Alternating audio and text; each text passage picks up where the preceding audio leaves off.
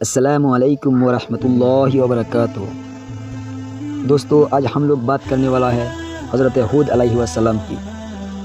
حضرت ہود علیہ السلام انہوں نے اپنی قوم کو اللہ کی توحید اور اس کی عبادت کی طرف دعوت دی اور لوگوں پر ظلم و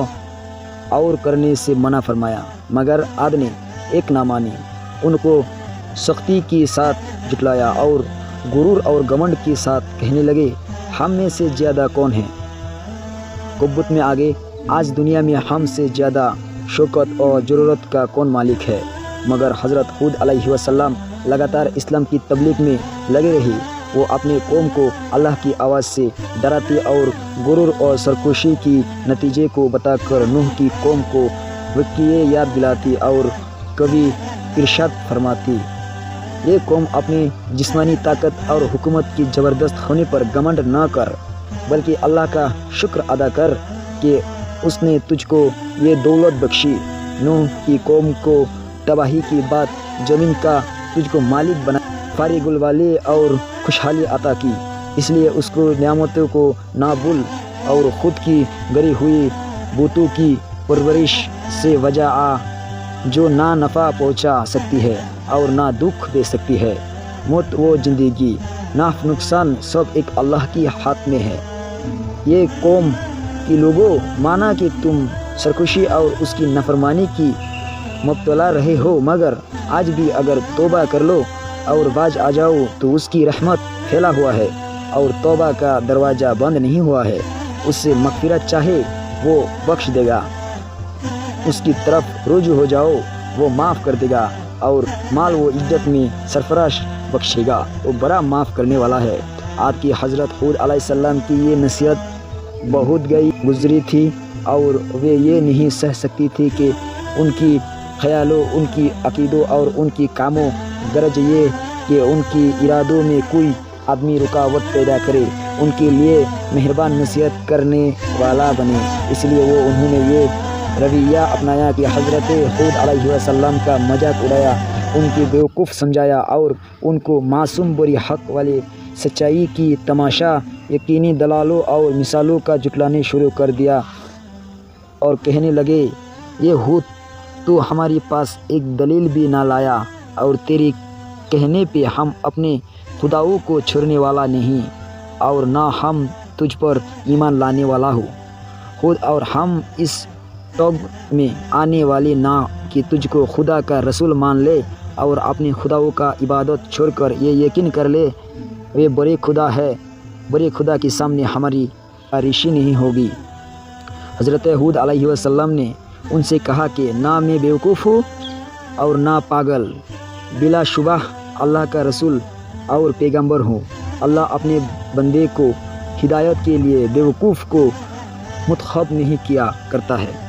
کہ اس کا نقصان اس کی نفع سے بڑھ جائے اور ہدایت کی جگہ گمراہی آ جائے۔ وہ اس جوردار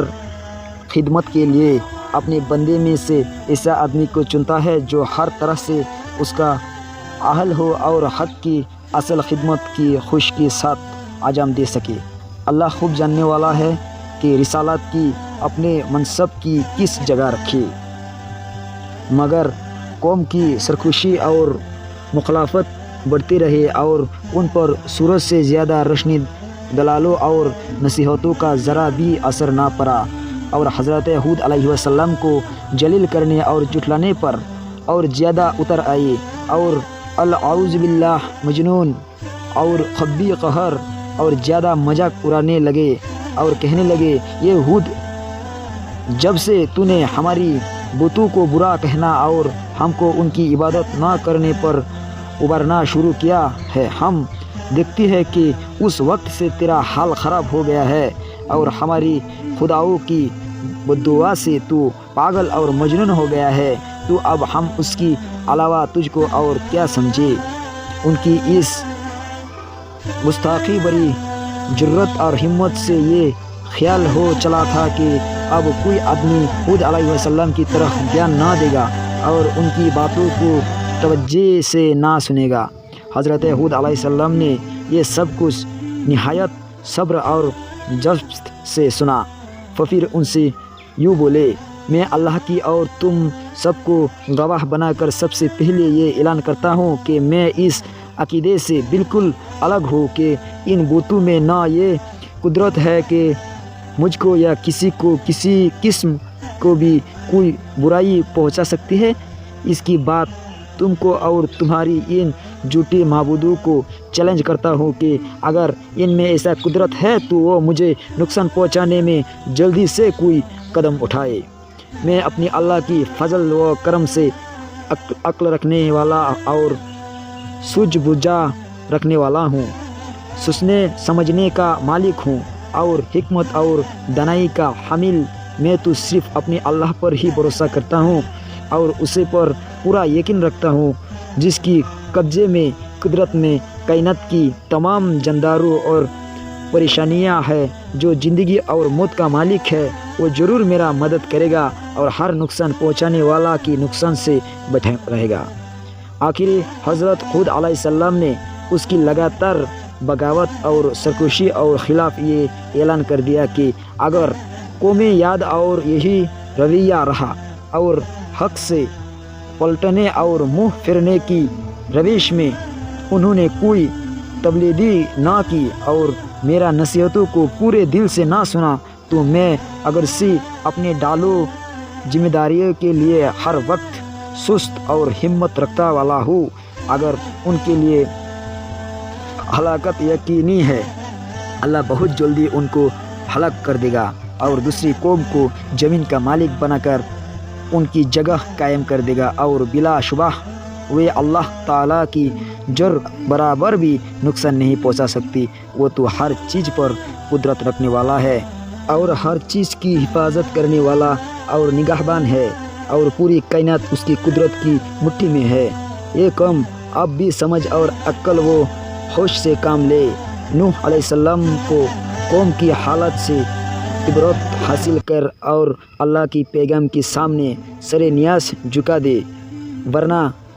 قبضہ و قدرت کا ہاتھ حاضر ہو چکا ہے اور بہت قریب ہے وہ زمانہ کہ تیرا یہ سارا غرور و گھمنڈ خاک میں ملا جائے گا اور اس وقت شرمندگی سے بھی کوئی فائدہ نہ ہوگا۔ حضرت ہود علیہ السلام نے بار بار ان کو غور کرایا کہ میں تمہارا دشمن نہیں ہوں، دوست ہوں۔ تم سے سونا چاندی اور تخت و تاج کی طلب نہیں کرتا ہوں، بلکہ تمہاری فلاح و نجات چاہتا ہوں۔ میں اللہ تعالیٰ کی پیغام کی باری میں خیانت کرنے والا نہیں بلکہ امین ہوں، وہی کرتا ہوں جو مجھ سے کہا جاتا ہے۔ جو کچھ کرتا ہوں قوم کی سعادت اور حال و مال کی بھلائی کے لیے کرتا ہوں، بلکہ دائمی و سرمدی نجات کے لیے کہتا ہوں۔ تم کو اپنی ہی قوم کو ایک انسان پر اللہ کی پیغام نازل ہونے سے اسباب نہیں ہونی چاہیے، کیونکہ یہ پرانے زمانہ سے اللہ کی جاری و ساری سنت ہے کہ انسانوں کی ہدایت و سعادت کے لیے انہوں میں سے ایک آدمی کی چن لیتا ہے۔